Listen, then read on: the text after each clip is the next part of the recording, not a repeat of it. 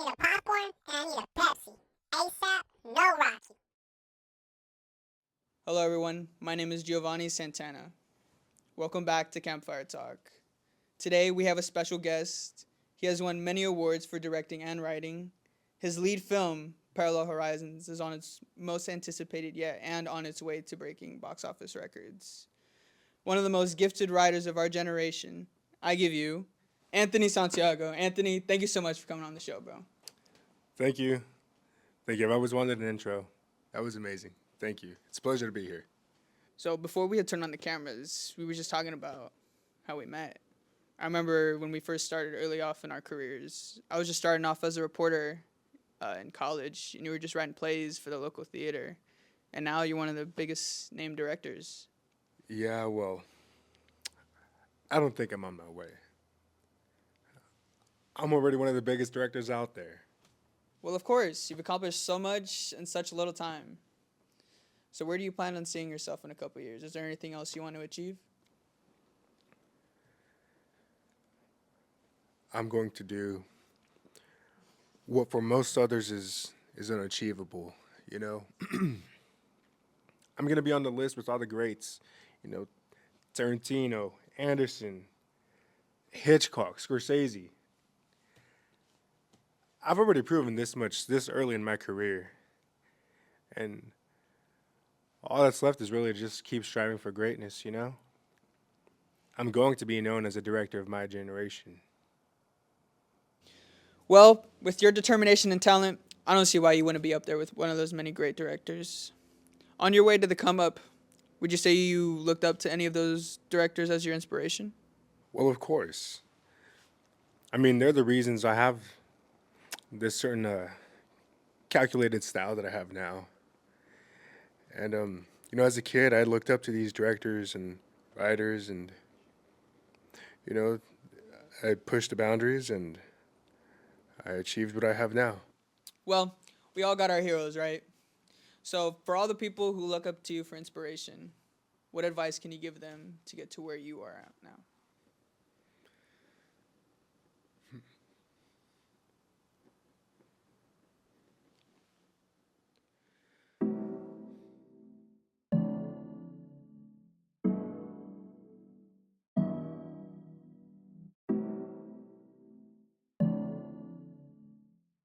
Dear Mr. Santiago, my name is Eric. I am one of your biggest fans. I'm writing you because I'm off to college this coming August. I'm actually going to be attending the same college you went to. So I'm just wondering if you have any advice for me.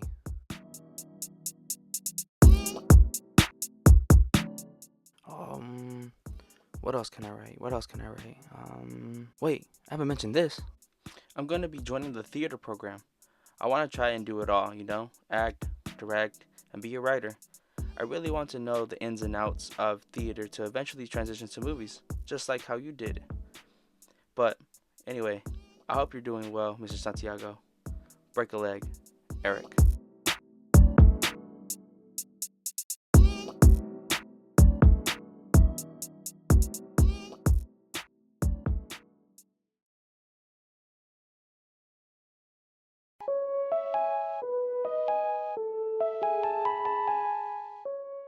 Merry Christmas, Mr. Santiago. I'm home for Thanksgiving, but when this note gets to you, it'll be around Christmas. My play this winter semester went great. A sold out crowd, yet again. I just really wish you would write back. It has been 2 years since I started to write you, and I just feel like if someone took the time to write me a letter instead of an email, I would try and write them back, at least once. Anyway, I'll still save you a seat for my next show. Sincerely, Eric.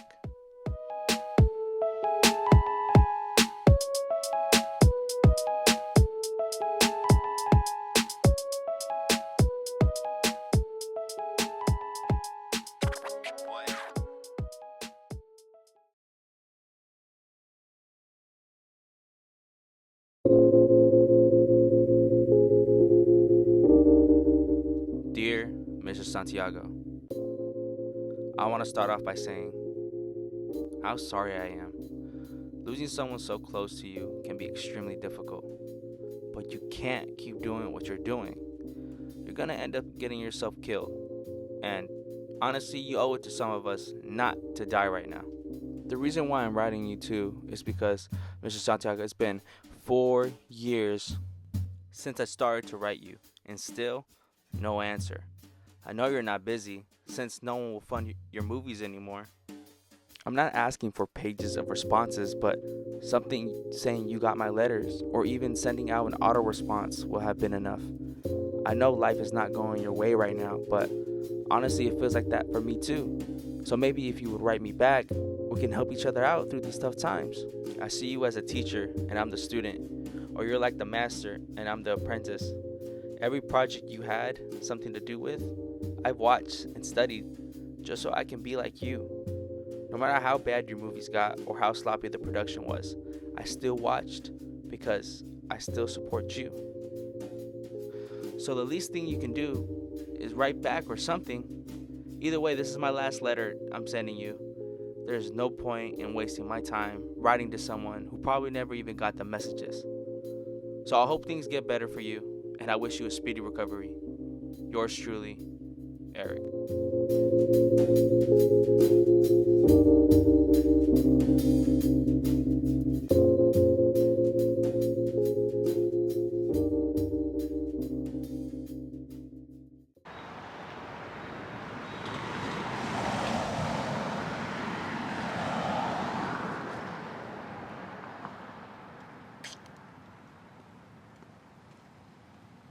Mr. Santiago. Mr. Santiago. I'm Eric. I'm the one that's been writing you these letters. Wow, kid. It's been what? 4 years. I'm sorry that I had to come to this extent, but you never wrote back. Why do you care if I would have wrote back? I wanted you to do what you did. I went to the same college. I went to the same theaters. Sold them out just like you did. And all I needed for those 4 years was advice. That's why I wrote you the letters. But you never answered. Why do you want my advice? After years in this industry and ending up at the bottom, what can I give to you? What do you want from me? What can I give to you that you need? Mr. Santiago, you were my biggest inspiration. Every film that you did, every camera angle, I studied. You motivated me to reach new heights, to just go out of my comfort zone. And all I needed was advice or just someone to lean up against. When people telling me I couldn't do it, when theaters were shutting me out. You know, you said something in an interview once, and it really motivated me to do everything that I have achieved till now. You said, so for all the people who look up to you for inspiration, what advice can you give them to get to where you are at now? You know, I think that for the people, what I want to tell the people that look up to me, it's always see yourself at the highest level possible. You know, when I was first starting out,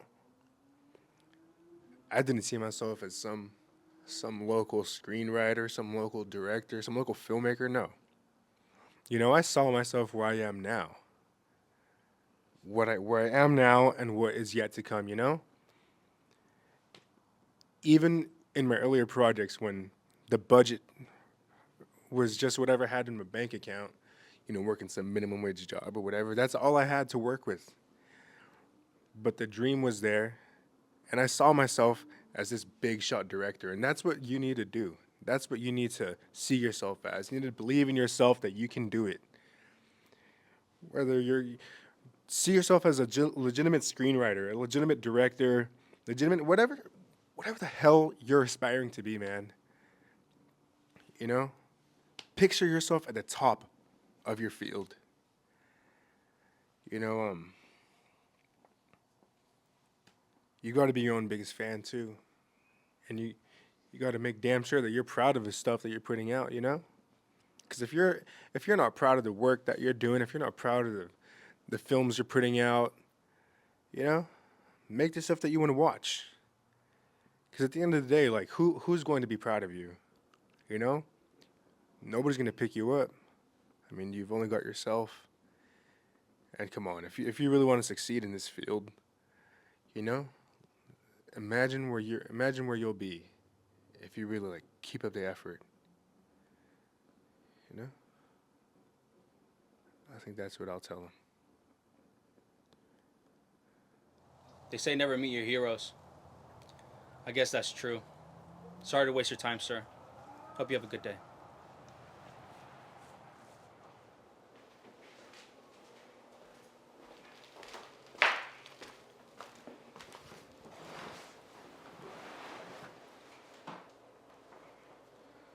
Good evening, everyone. I am here with one of the youngest nominees for the Oscars. He is nominated for the Best Original Screenplay. Eric Gurrero, thank you for making your time today. Thank you for having me. I mean, I heard you were gonna be here, but I didn't think I was gonna get an interview, so I'm really excited for this. Thank you. No, thank you, Eric. We were hoping to squeeze you in here for today. Well, you were considered one of the most popular people here tonight. Considering, how does it feel knowing years ago that you were directing local plays at your community theater? Honestly, it's truly a blessing to see how far I've come. I mean, like you said, I was in local theaters in college and going up from there, just trying to get a spot anywhere, any theater that would let me perform or use my screenplays or whatever. So honestly, I'm really, really blessed to be here. Hear that, everybody? Dreams do come true. So rumor has it you were cited on Warner Brothers set, speaking with Anthony Santiago. Is that correct? Man, that's close. I actually I wrote him letters when I was in college for a long, long time, my 4 years there, and actually he never responded to my letters, so I went to his house. Oh, we ended up going to his house. Oh, shame on you for not answering. So, considering he was one of the best directors of his generation and how his career ended up, what made you want to speak with him? Well, it's like you said, you know, he's one of the best directors of his generation, and to be great, I mean, you got to learn from the greats, you know. So he was one of the directors I actually looked up to, and I just studied everything he did, to his movies, his screenplays, even his local stuff when he did in his local theaters. I studied everything he did just because, like you said, he was one of the greats, and it's a shame what happened to his career, but I mean, it's hard. Going down that road he went on, it's hard to come back, so yeah. Well, that's all right. You know, heroes don't always wear capes for everybody. Well, wow, that's great. It really sounds like he's one of your biggest heroes. So if he's watching this tonight, is there anything you'd like to say to him?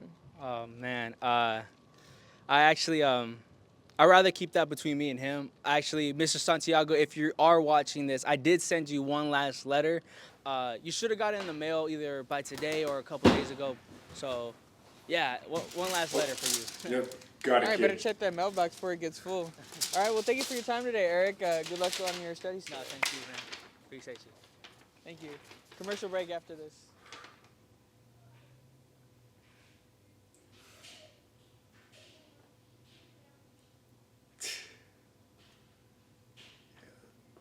Yep, did that.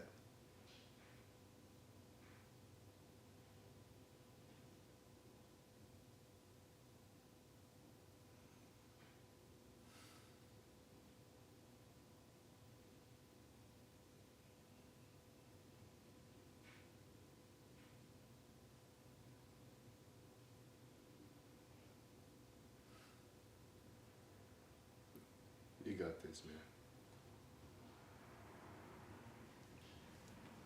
Thank you.